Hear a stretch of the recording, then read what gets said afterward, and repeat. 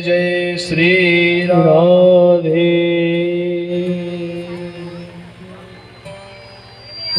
NAM से सूतमासीनम अभिवाद महामतिम कथामृत रसस्वाद कुशलः सौनको ब्रवीतो।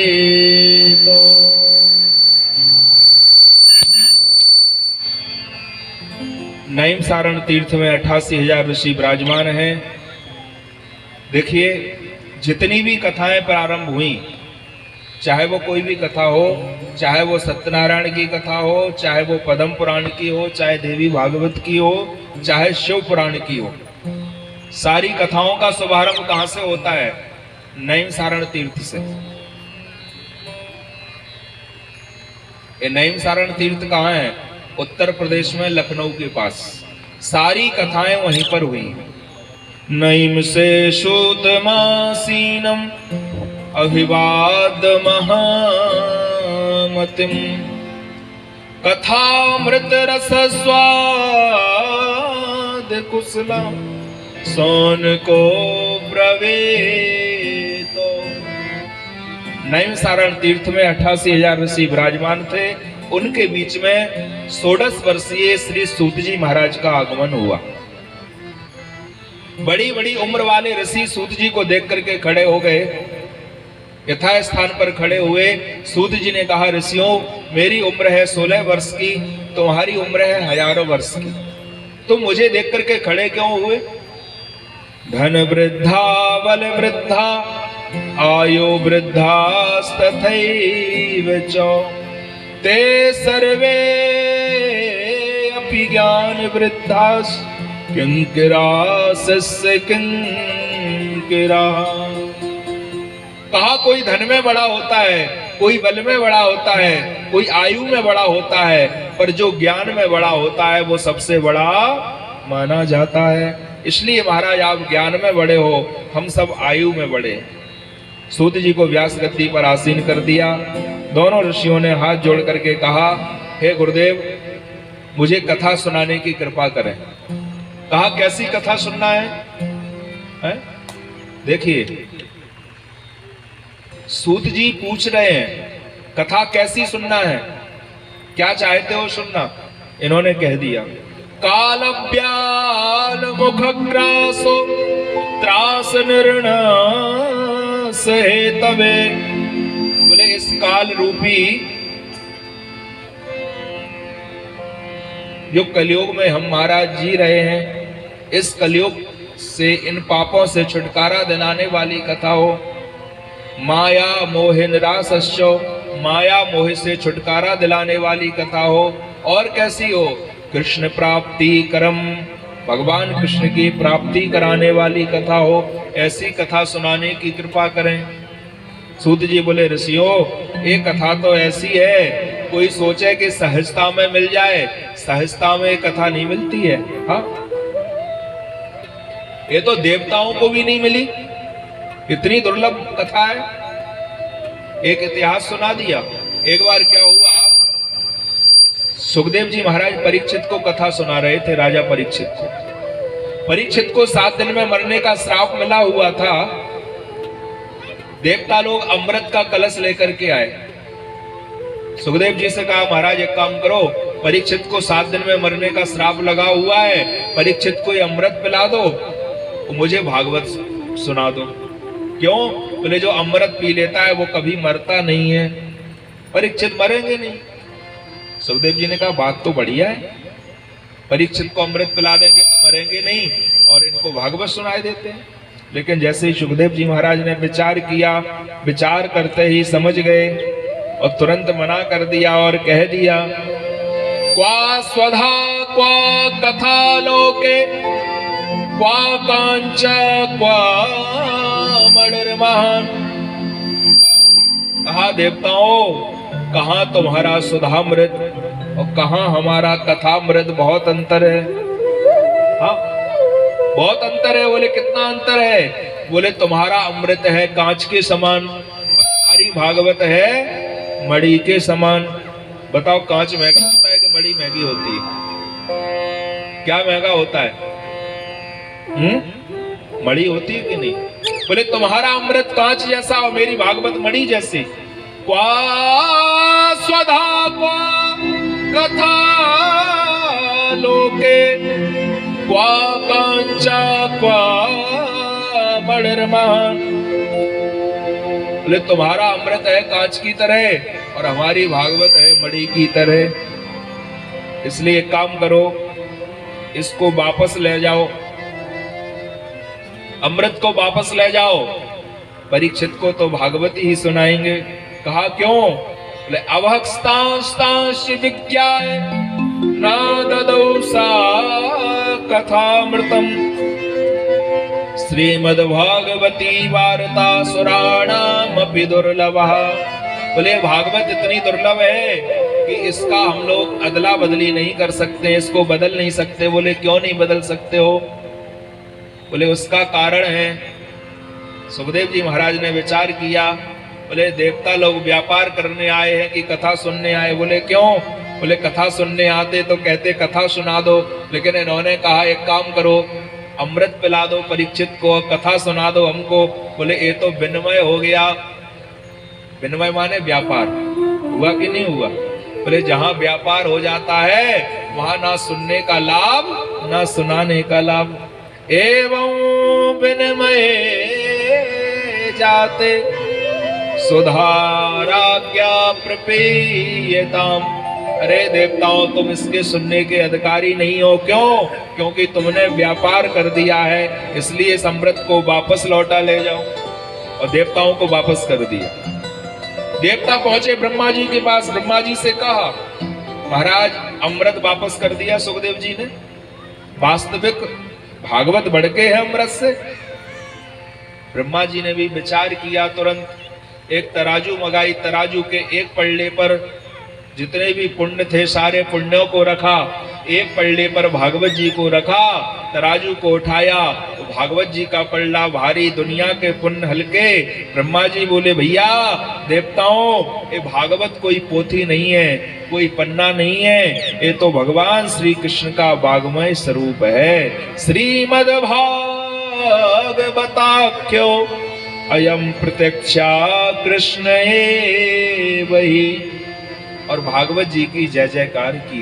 बोल भागवत महापुराण की, वृंदावन बिहारी लाल की जय। बड़े भाग मानस तन पावा, बड़े भाग मानस तन पावा, बड़े भाग मानस तन पावा, बड़े भाग्यवान तन पावा। सुर दुर्लभ सद ग्रंथन गावा, सुर दुर्लभ सद ग्रंथन गावा।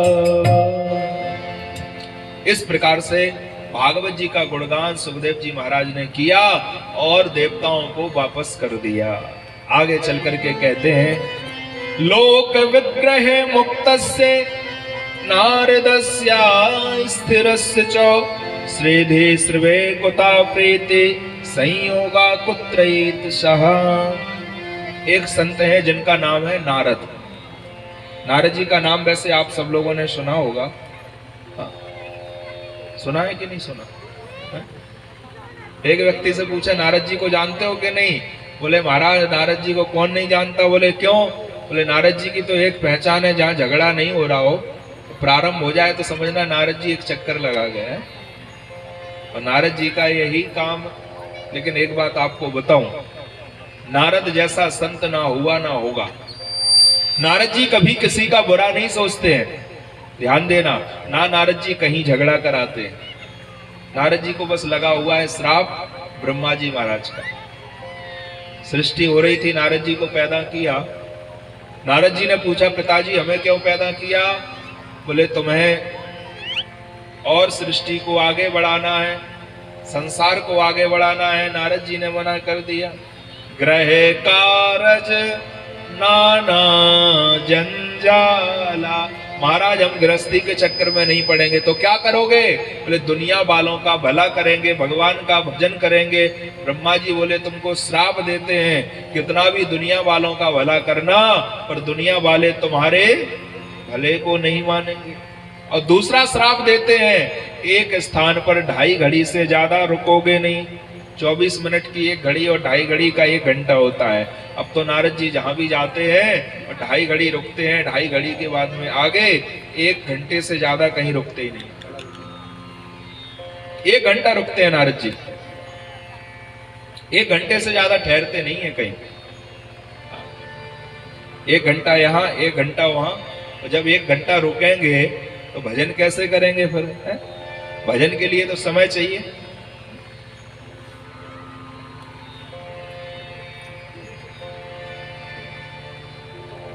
श्री रामचरितमानस में बाबा तुलसी ने तो लिखा है,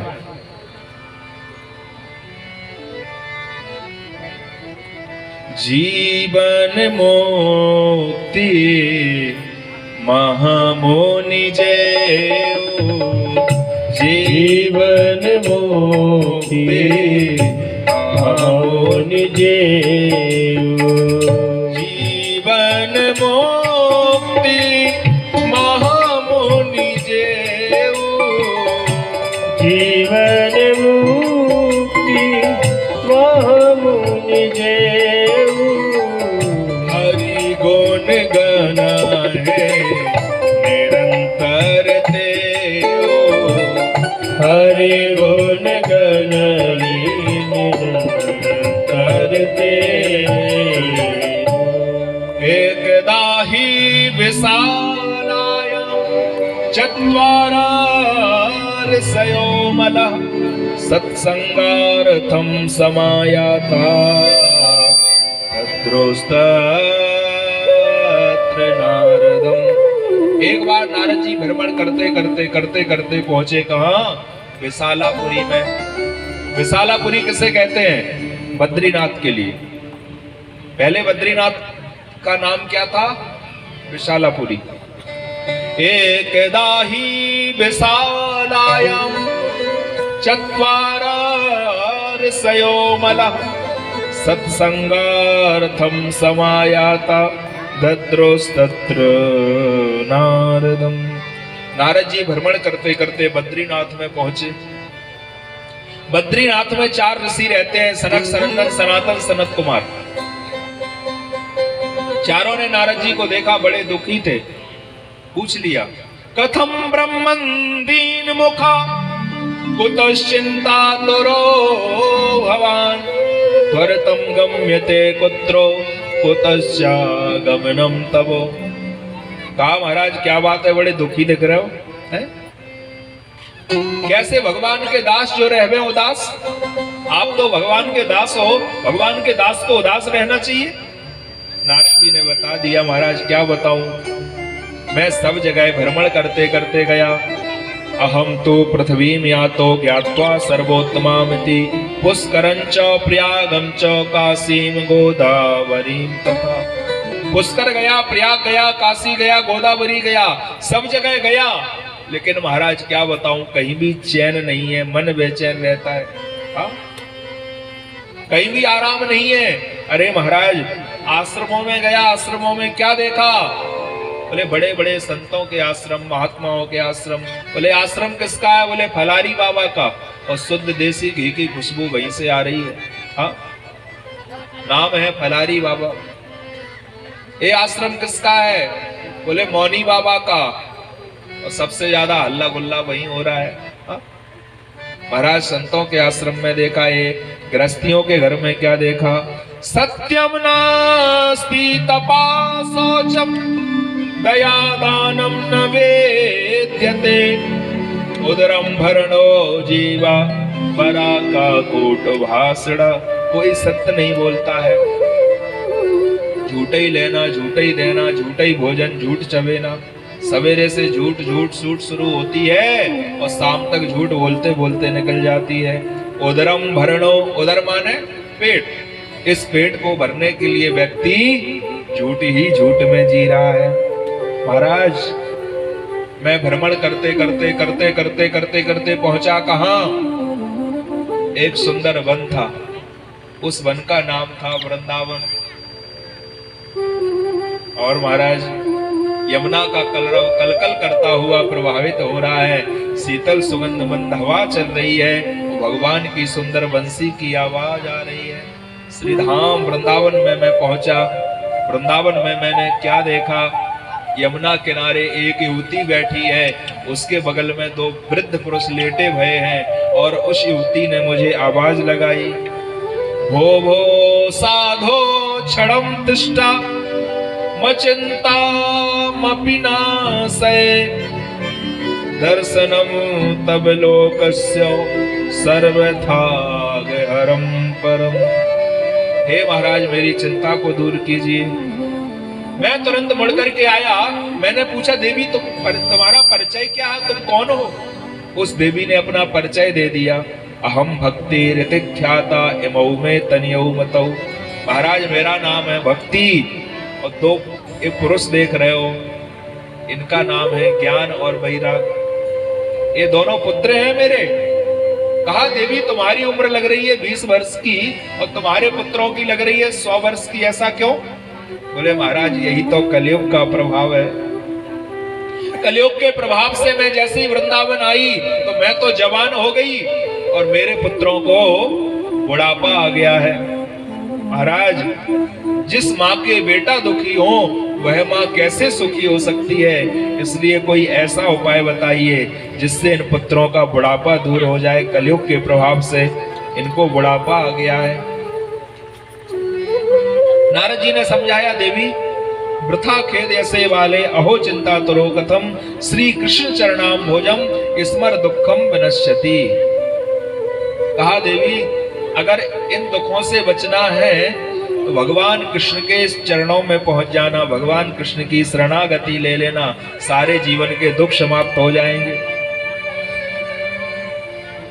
उसी समय एक आकाशवाणी हुई। आकाशवाणी ने कहा, सत्कर्म सूचको नूनम ज्ञान यज्ञ स्मृतो बोधई। कहा, नारद जी इनके लिए सत्कर्म करो, कोई ज्ञान यज्ञ करवाइए जिससे इनका बुढ़ापा दूर हो। और आज नारद जी उसी सत्कर्म को खोजने के लिए बद्रीनाथ में पहुंचे और सनत कुमारों से पूछा, महाराज ऐसा कौन सा सत्कर्म है जिससे बालकों का बुढ़ापा दूर हो जाए, क्या करना चाहिए? सनत कुमारों ने कहा, नारद जी भक्ति के दोनों पुत्रों के लिए तुम भागवत की कथा सुनवाओ, भागवत की कथा सुनने से इनका बुढ़ापा दूर हो जाएगा। कहा, महाराज कथा कहाँ सुनवाएं? वृंदावन में या बद्रीनाथ में? बोले, ना वृंदावन में ना बद्रीनाथ में। तो बोले, बद्रीनाथ से 350 किलोमीटर नीचे और वृंदावन से 350 किलोमीटर ऊपर बीच की भूमि है जिसका नाम है हरिद्वार। हरिद्वार में कथा सुनाओ। कहा, बद्रीनाथ में क्यों नहीं? बोले, उसका कारण है बद्रीनाथ है योगियों की भूमि, यहाँ तो योग साधना हो सकती है, कथा नहीं हो सकती है। बद्रीनाथ से 350 किलोमीटर नारद जी नीचे आए, सनत कुमार साथ में आए, गंगा जी के समीप में व्यास गद्दी लगाई, सुंदर बालू का आसन बनाया, सनक सनंदन सनातन सनत कुमार व्यास गद्दी पर आसीन हो गए, नारद जी सामने विराजमान हैं, हाथ जोड़ करके प्रार्थना कर रहे हैं, महाराज कथा सुनाने की कृपा करें।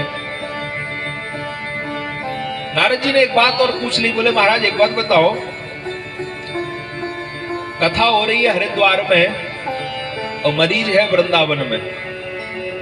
बोले, महाराज एक बात बताओ, इलाज हो हरिद्वार में, मरीज हो वृंदावन में, लाभ मिलेगा? संभव है? अच्छा एक बात बताओ, कोई मरीज पड़ा हो अंबिकापुर में और इलाज हो रहा हो बाडम नगर में, लाभ मिल जाएगा क्या? मिलेगा क्या? नहीं मिलेगा ना। नारद जी कह रहे हैं, महाराज कथा हो रही है कथा हो रही है हरिद्वार में और मरीज है वृंदावन में, लाभ कैसे मिलेगा? सनत कुमार बोले, भैया मरीज कहीं भी हो, अगर उसके नाम से और गोत्र से संकल्प लेकर के उसके लिए अगर भागवत जी को सुनवाएंगे तो वो कहीं भी हो उसको अपने आप लाभ मिलना शुरू हो जाएगा। वास्तविक भागवत जी ऐसे ही हैं। हम लोग अपने पूर्वजों के निमित्त नाम गोत्र लेकर के उनके लिए कथा सुनाते हैं, चाहे कहीं भी वो आत्मा हो, लेकिन भागवत सुनने से उसकी मुक्ति हो जाती है। आज भक्ति ज्ञान वैराग्य के लिए कथा प्रारंभ हुई हरिद्वार में, और पहला दिन कथा का हुआ तो सुनाने वाले 4 और सुनने वाला 1। सुनाने वाले 4 कौन? सनक सनंदन सनातन सनत कुमार। और सुनने वाले कौन? अकेले नारद जी। पहले दिन की कथा ऐसे ही होती है। पहले दिन हुआ, दूसरा हुआ, तीसरा हुआ, चौथा हुआ। और जैसे ही चौथा दिन हुआ उसी समय महाराज आज भक्ति के ज्ञान वैराग्य का जो बुढ़ापा था धीरे धीरे दूर होने लगा। चौथे दिन भगवान कृष्ण का जन्मोत्सव मना, ज्ञान वैराग्य खड़े हो गए, नाच नाच करके ताता थैया करके नृत्य करने लगे। सदा सेव्या श्रीमद् भागवती कथा। सदा सेव्या श्रीमद् भागवती कथा। भागवत का जय जयकार करने लगे, गुणगान करने लगे। और अब तो क्या कहें, आज जैसे 7 दिन की कथा पूर्ण होने वाली थी उसी समय भक्ति महारानी के ज्ञान वैराग्य का दोनों का भागवत सुनने से बुढ़ापा दूर हो जाता है। बोल भागवत महापुराण की जय। तथा भागवतस्यापि नित्यं भवति यद् गृहे तद् ग्रह तीर्थ रूपम हे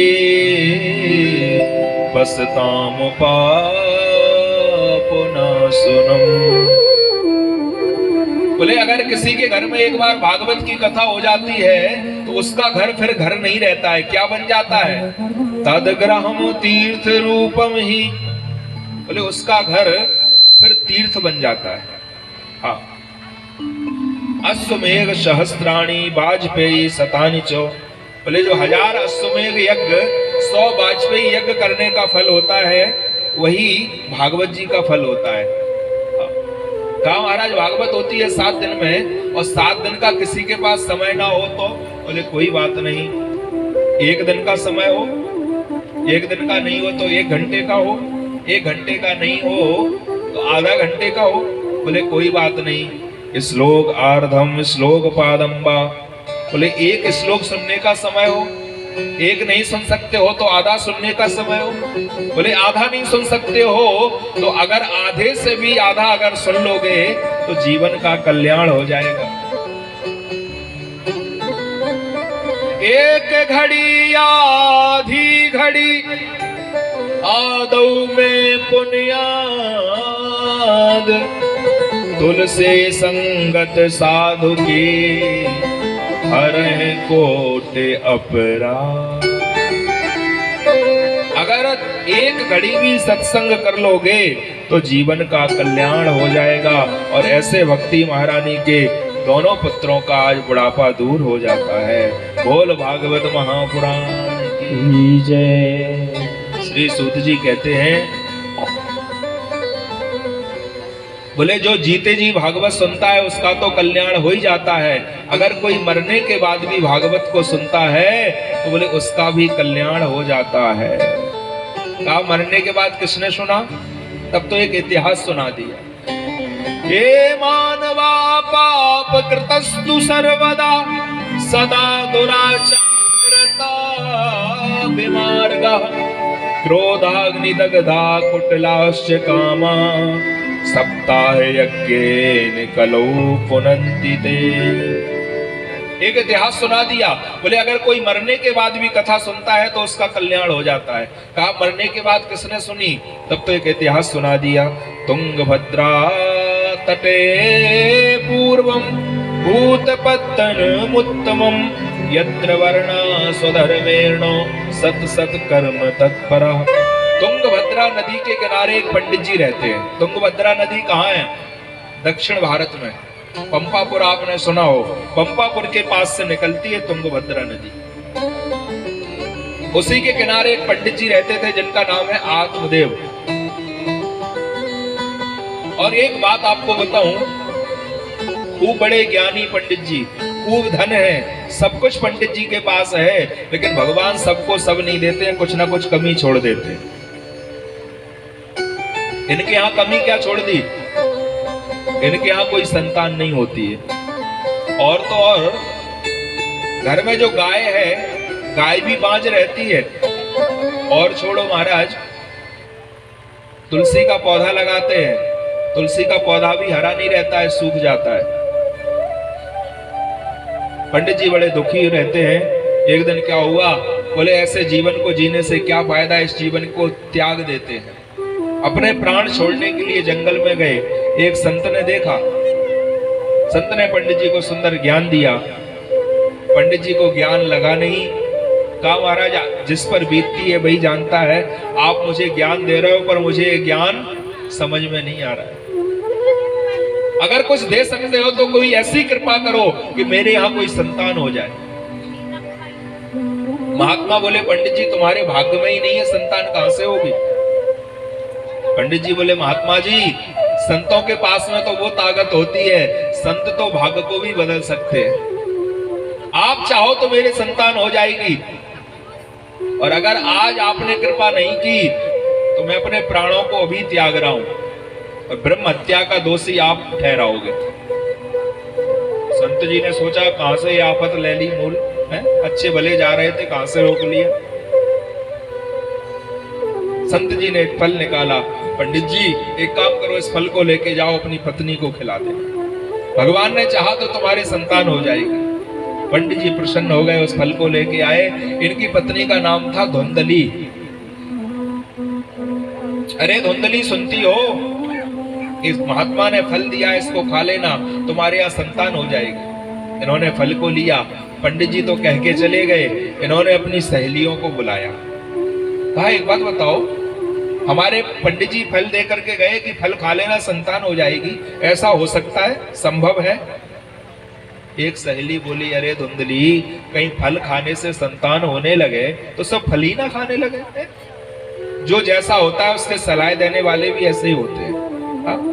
एक बोली, अरे धुंधली, तूने फल खा लिया, भगवान ना करे तेरे पेट में गर्भ आ गया, तेरा पेट बढ़ गया और कहीं घर में आग लग गई तो तू भाग भी नहीं पाएगी। हाँ, अब बताओ, काय को आग लगे और काय को भागना पड़े? हाँ,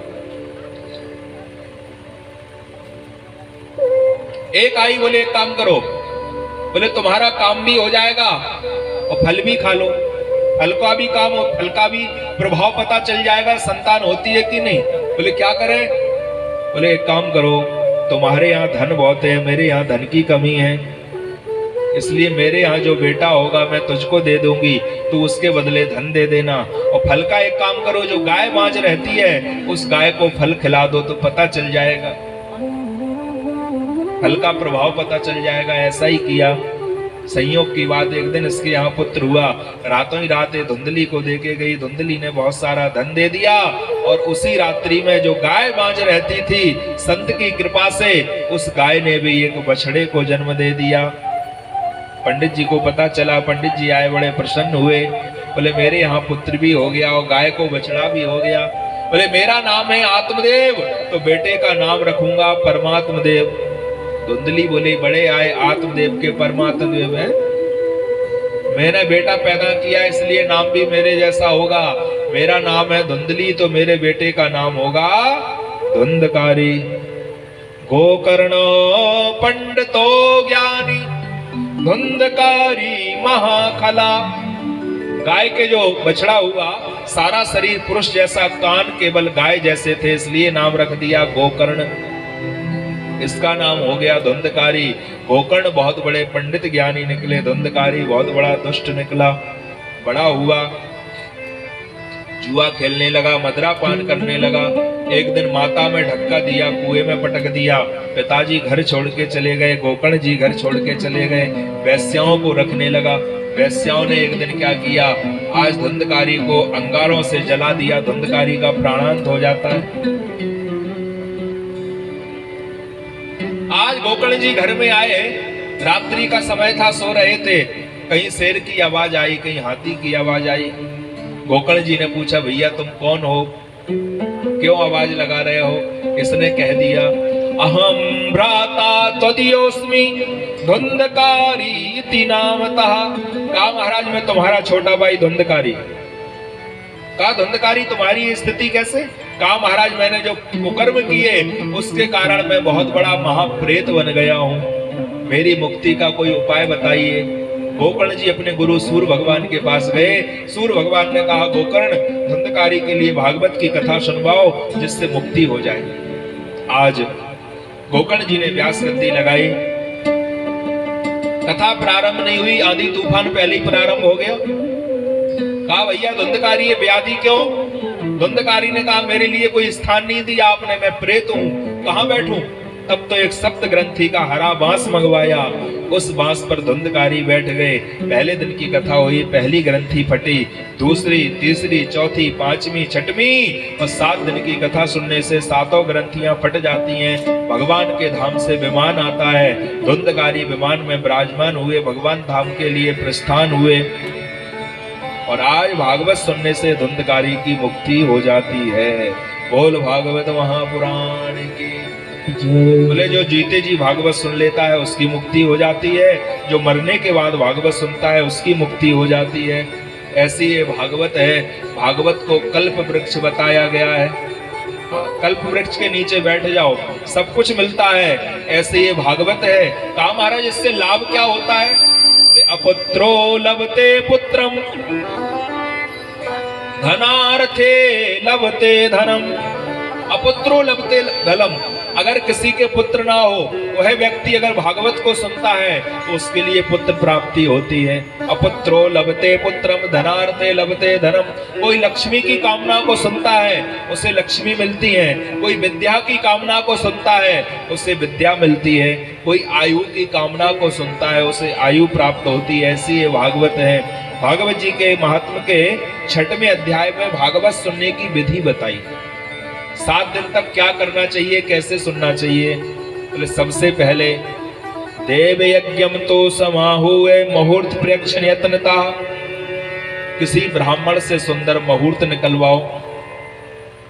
हाँ, अगर हम सोचें कि भागवत करवाना है तो पहले क्या करना चाहिए? क्यों तिवारी जी? मुहूर्त निकलवा लेना चाहिए। तिवारी जी जब हमारे पास गए, बोले महाराज कोई अच्छा सा मुहूर्त देखिए और इस डेट से लेके इस डेट के बीच में देखिए। हाँ, हम तो समझ गए थे कि तिवारी जी पहले ही देख के आए हैं। हाँ, लेकिन ये तो कह रहे हैं महाराज देख लीजिए। हाँ? जब इन्होंने कह दिया इस डेट से इस डेट के बीच में, हम समझ गए तिवारी जी ने पहले ही देख लिया। हाँ? वास्तविक बंधुओं, मुहूर्त का बड़ा प्रभाव होता है।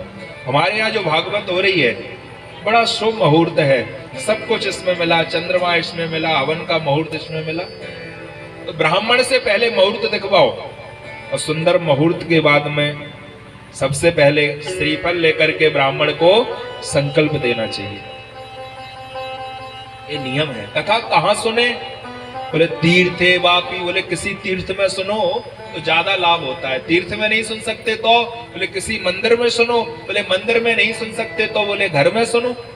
घर में जगह ना हो तो बोले विशाला वसुधा यत्रो। बोले कोई ऐसे विशाल स्थान पर कथा सुनो जहां सबको बैठने की सुविधा हो। कहा महाराज अगर कोई कथा करवाए तो धन कितना खर्च करना चाहिए? हाँ, विवाहे यादृशम वित्तम तादृशम परिकल्पयेत। बोले जितना धन हम अपनी कन्या के विवाह में खर्च करते हैं उतना भागवत में करना चाहिए। एक बहुत बड़ा व्यक्ति भी विवाह करता, एक छोटा व्यक्ति भी करता, इसलिए अपनी सामर्थ्य के अनुसार धन खर्च करना चाहिए। कहा महाराज 7 दिन तक जो कथा सुनते हैं उनको क्या खाना चाहिए, क्या पीना चाहिए? बोले अगर हो सके तो घृत पानम पया पानम। बोले घी पी करके कथा सुनो। हाँ, बोले महाराज डॉक्टर कहता है रोटी चिपड़ के नहीं खाओ, आप कह रहे हो घी पी के सुनो। बोले पया पानम दूध पी के सुनो। कहा वो भी संभव ना हो तो बोले दोनों समय फलार करके सुनो, वो भी संभव ना हो तो एक समय फलार कर लो, एक समय भोजन कर लो। कहा वो भी संभव ना हो तो बोले कोई बात नहीं, एक बार नहीं, दो बार नहीं, तीन बार नहीं, चार बार नहीं, बोले 6 बार खाओ। कितनी बार? मैं नहीं कह रहा हूं, भागवत जी का महात्मा कह रहा है। भोजनम तु ब्रह्मण्ये कथा श्रवण कारकम नोपवासो बरा प्रोक्ता कथा विघ्न करो यदि। खाओ चाहे 6 बार, लेकिन एक शर्त है, 4 घंटे की कथा में नींद नहीं आना चाहिए। बस आलस्य नहीं आना चाहिए। ज्यादा खाते थे कम खाओ। 7 दिन तक नाखून नहीं काटना है, अपना क्षौर इत्यादि बाल नहीं बनाना है। हो सके तो यजमान के लिए जमीन में शयन कर लें, चारपाई पर मत करें या फिर लकड़ी के तख्त पर शयन करें। ये कई नियम भागवत जी में बताए गए हैं। यहाँ भागवत जी के महात्म के 6 अध्याय विश्राम होते हैं। यहाँ से भागवत जी के प्रथम स्कंद के प्रथम अध्याय का प्रथम श्लोक प्रारंभ होता है। तो आज की कथा को बस यहीं पर विश्राम है, क्योंकि सुबह से हम लोग लगे हुए हैं, कलश यात्रा भी हुई।